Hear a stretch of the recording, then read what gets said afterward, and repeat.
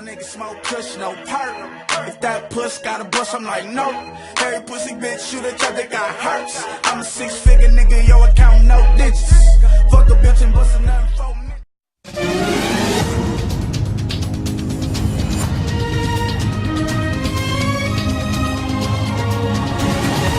Hey, what's up? Bien ou bien?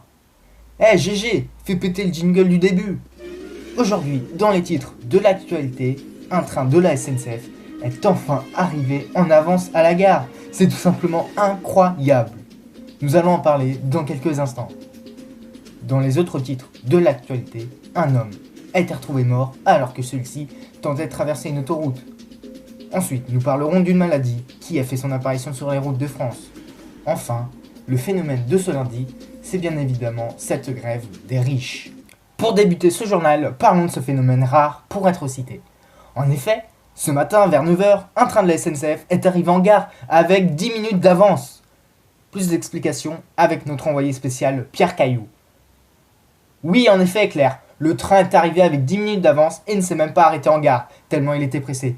Et d'ailleurs, j'ai même failli me faire écraser alors que je voulais interviewer le conducteur du train. Selon la SNCF, plusieurs hypothèses seraient possibles, dont aucune feuille morte sur les rails, aucune grève des trains ou encore aucun incident passager.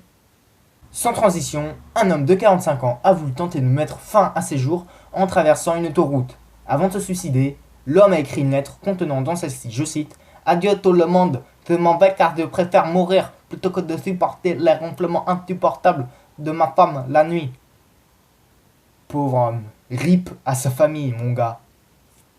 Passons maintenant à cette maladie qui touche de plus en plus de conducteurs.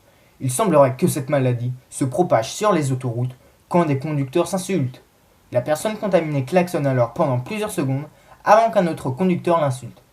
Ce dernier est donc à son tour contaminé et cela se transmet de plus en plus dans le monde, mais surtout en France, à Paris.